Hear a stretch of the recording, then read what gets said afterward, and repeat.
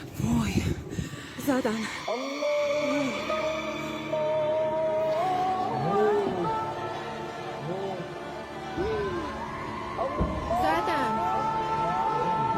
مجوز آمریکای صهیونیستی به ایران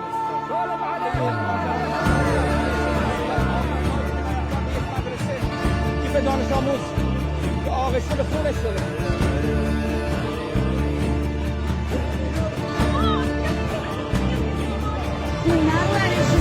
تکه به عرش داده ای به این زمان خیره ای، چقدر آیه سوخته چه روزگار تیره ای. خیره به پس تر شدن، خیره به خیره سر شدن، خیره به حمله بر شدن، خیره به خون جگر شدن. به این همه براعنه، به بردهداری نوین، به خوردن تن جنین، به این قساوت زمین.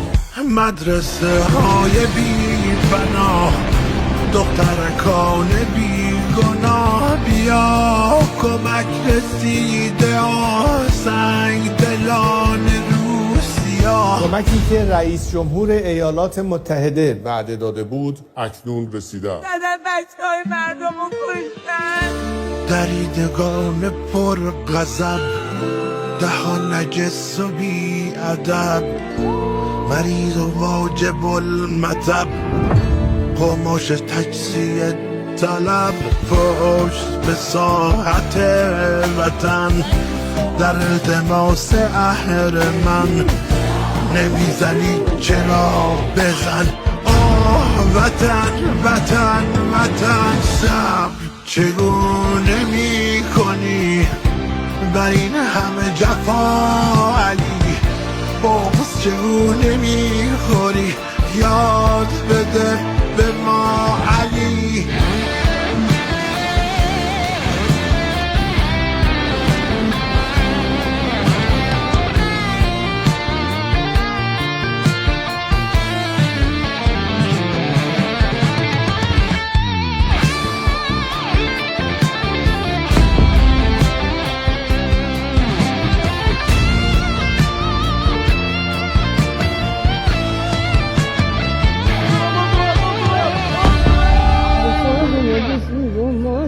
جدای کردوانه ای مدین،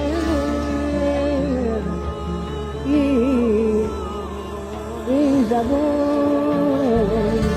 آه امام اولین، بگو به منجی زمین، تمام دل شکستگان منتظرند بعد از این.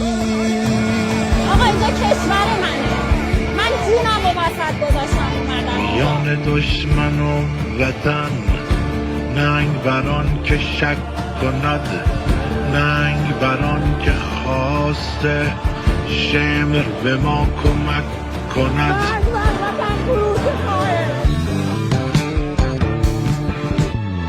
بکش غم کشنده را، مبرز یاد خنده را، فکر نکن چه می شود، خدا بس است بنده را. بکش غم کشنده را، مبرز یاد خنده را، فکر نکن چه می شود، خدا بس است بنده را.